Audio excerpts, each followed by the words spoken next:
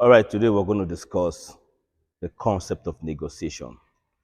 Now, negotiation is simply a strategic discussion aimed to resolve an issue. You understand? I know a lot of people have talked about this negotiation, how to negotiate, when to negotiate, principles of negotiation, but today's topic is unique. We're going to talk about how to negotiate with people that don't really want to negotiate, or maybe you also don't want to negotiate. Maybe afraid of negotiation because you feel like you want to take anything that comes your way the way it is. No, negotiation is very paramount. It's very important as a business person, even as an individual. So today I'm going to take you on that journey on few tips on what to consider or the skills you need to strike negotiation where negotiation is not allowed or where people don't want to negotiate because in business your customers might want to give you an offer and expect you to take it the way it is. Sometimes they will tell you this is all we have to give, so they are saying that so that I don't negotiate. Sometimes we go to market and this same things happen in the market where they will tell you this is the last price, especially in our local market in Nigeria. You understand? But this principle is global. It's global. They'll tell you this is the price of this. That's why when you go to superstores and all those big stores, they tell you they put price tag on goods so that you don't get to price. And that is actually they're telling you stay away from negotiation here. That is conditioning you to accepting what they've given to you. But today, let's look at the tips on how to negotiate when your customers don't want to negotiate. Number one, learn the act of using silence and confidence. You, in the case of negotiation, silence is very important. A lot of people might say, why will you keep silence when you're on a negotiation table? No, you're not keeping silence on negotiation table. You're doing more of silence. You understand? You can ask few questions, then keep quiet and wait for them to respond. In my business as a master of ceremony, I've actually seen that a lot where silence has paid. You understand? Sometimes they just send you a message via email or via voice note giving you their own offer. You will relate with me that this is reality. That when they post such offer to you, what you're going to do is keep quiet, listen to it, let them know that you have seen it. Keep quiet, do not respond to them on time. Just hold on. You can go ahead and be doing other things. But trust me, you just sent a message to their heart. Now they will be thinking that you have rejected the offer since you didn't jump into replying on time. You rejected the offer. And when they finish calculating debt within themselves, they'll find a way to sweeten the offer. They were bringing in better offer to you. If you also listen to their voice note or view their email and acknowledge that you've seen it and you still keep quiet, you didn't say anything, they will have to call you. Trust me. You are putting fear in them. You are putting concern in them that what they are offering is not good enough. Even though if it is good enough for you, do not show it.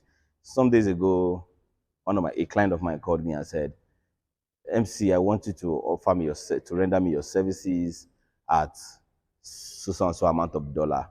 And I listened to the message very well. I saw it. In fact, he knew that I've read the message, but I kept quiet.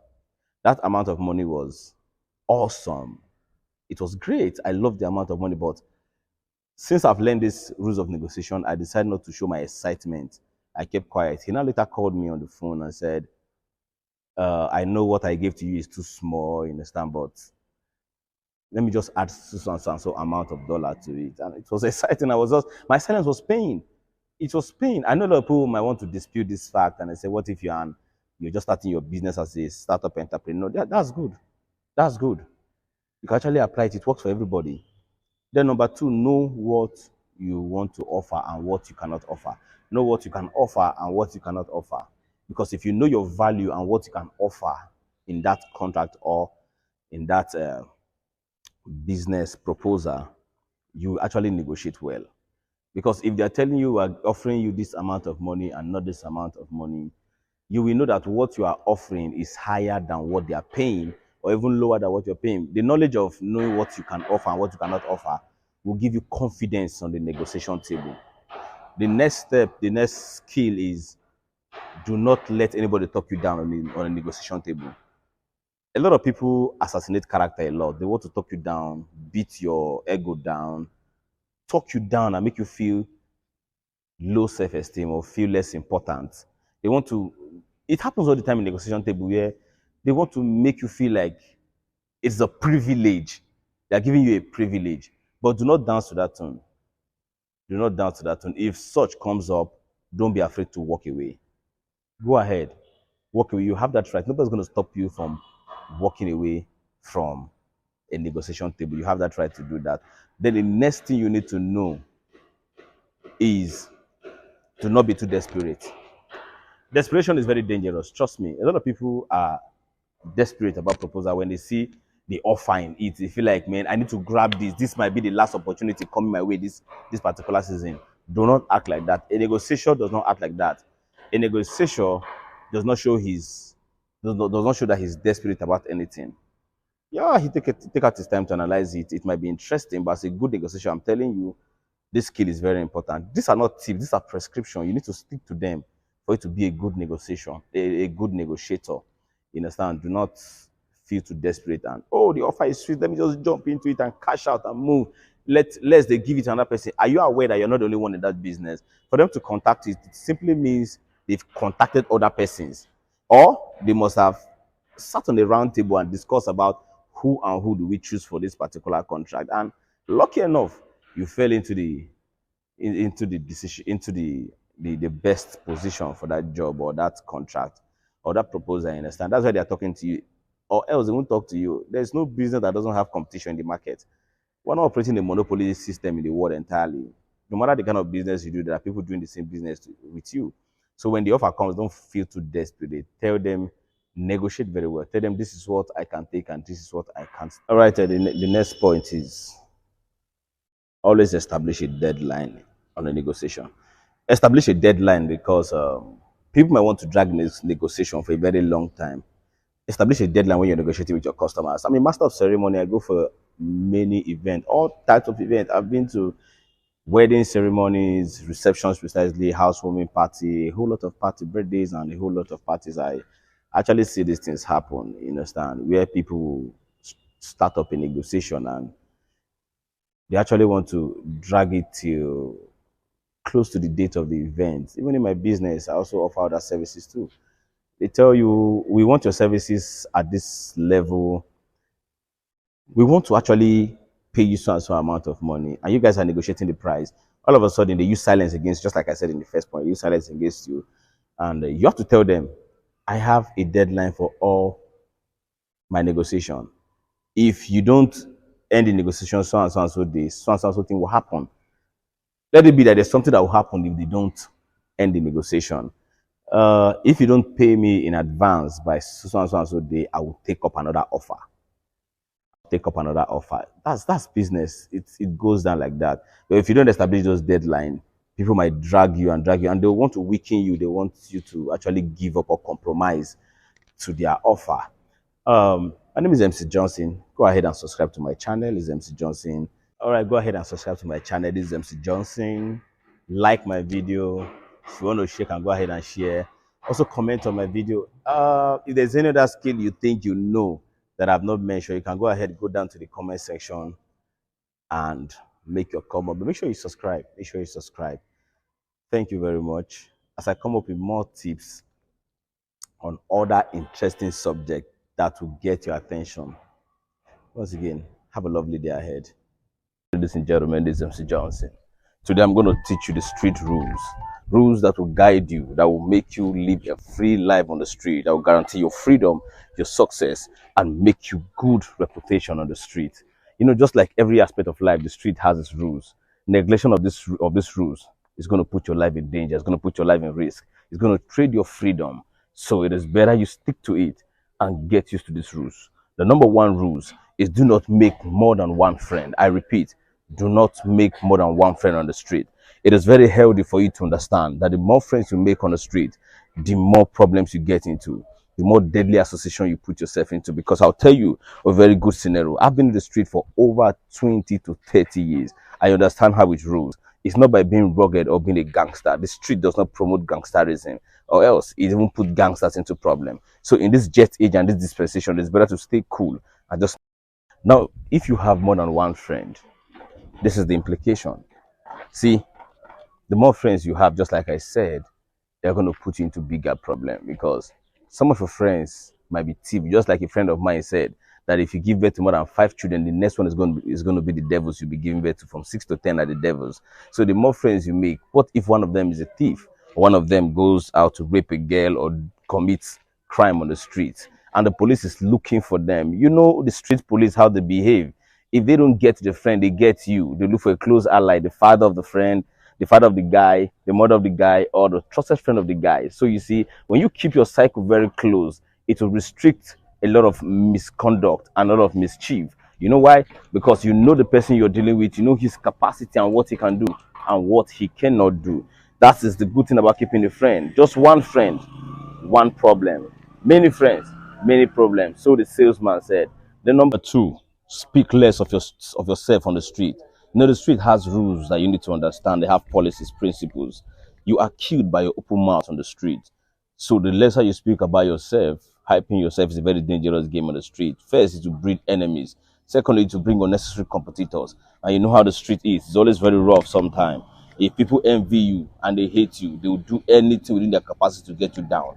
But they don't just hate you, they don't have information about you. The more you talk on the street, the more information you disclose to people. So it is better you talk less about yourself. Don't tell them how rich you are. Don't tell them how well you're doing. Don't tell them the most beautiful girl you're dating. Don't even tell them anything. Just let them think for themselves. If they think for themselves, they get to fear you. Trust me. It is very dangerous for you to assume or to position yourself higher than everybody on the street. Do not buy that expensive equipment if you know it's going to cause you trouble. Live a low-key life. I don't care if you have investment on the bank or a foreign exchange or real estate, or even if you own the stock market. If you get into a little trouble, they will blow it up. They will expand it because they feel like you're doing better than them. The next rule is do not borrow money to your allies on the street. I'm telling you, it's a very dangerous step you're going to be taking. A lot of people that stays on the street don't know this. That is why they get into big troubles. And this is very certain that the more money you borrow to people, the more enemies you make. Just hold on before you judge me on that. Let me tell you that most times when we borrow people money on the street, they can't pay back. And if it's a huge amount of money, the person gets to avoid you or look for a way to work with your enemies in bringing you down. Who wants to run away from you from the street? I mean, you're taking their freedom away from them, of course. So it is better you maintain a good relationship by not borrowing money. I'm not encouraging you to be stingy. I'm not telling you not to give out. But if you needed to give out to people, give without expecting a return from them. Because if you expect a return from them, you're going to be going after them and they will not like it. You're taking their freedom away from them. The next rule is do not make friends with the police publicly. I know a lot of people wants to be the friend of the police. After all, the Nigerian police said the police is your friend. But come to think of it on the street, we don't see it like that. We see the police as agent of government that will bring you down anytime they want. So a lot of people will not appreciate people wearing uniform on the street. So how much more you, their friend? You are only seen as a spy or an ally against the people that sits on the street.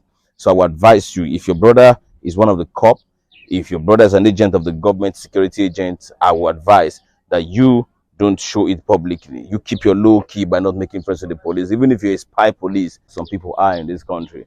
It is better you just keep it on the low. You can do your secret service job. That's why we have secret agents all over the world. Keep yourself secret, or else you will just be a mistake on the street.